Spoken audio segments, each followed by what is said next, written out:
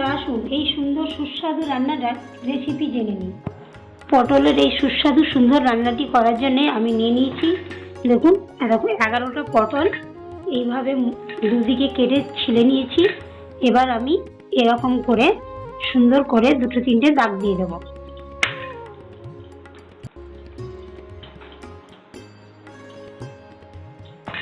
পটলগুলো ছাড়ানোর আগেও ভালো করে ধুয়ে নিয়েছি, পরে আবারও ধুয়ে নিলাম। এবার আমি দিয়ে দেব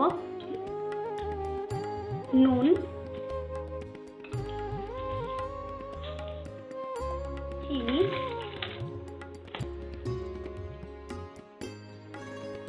হলুদ। এবার আমি এটাকে ভালো করে মাখিয়ে 2 থেকে 5 মিনিট রেখে দেবো। এবার আমি দিয়ে দিলাম তেল।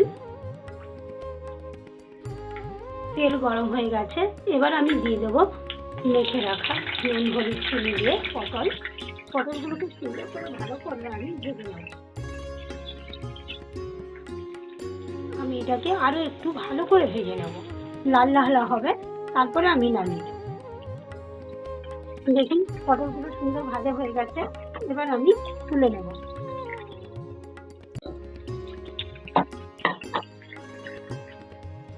এবার ওই গরম তেলে আমি দিয়ে দেব দারচিনি, এলাচ, লবঙ্গ,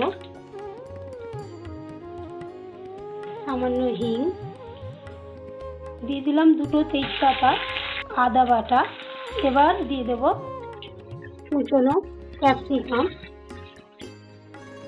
এবার এটাকে আমি ভালো করে তেলে ভেজে নেব।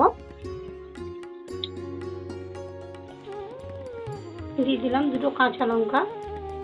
এবার দিয়ে দিলাম নুন, দিয়ে দিলাম চিনি, জিরে গুঁড়ো, ধনে গুঁড়ো,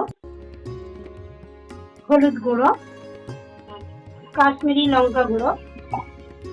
এবার এটাকে ভালো করে আমি ভেজে নেব 1 থেকে 2 মিনিট।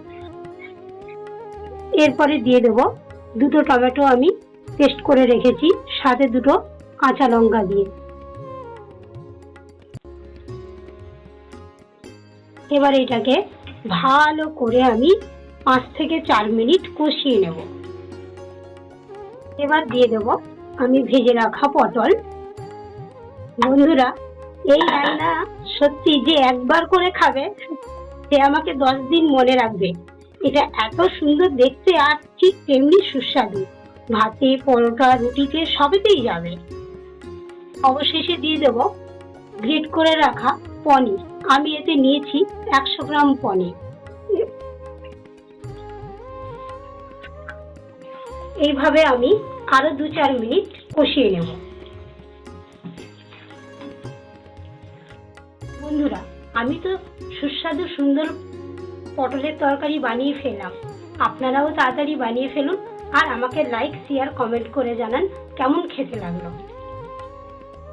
এবার রেডি, আমি নামিয়ে ফেললাম।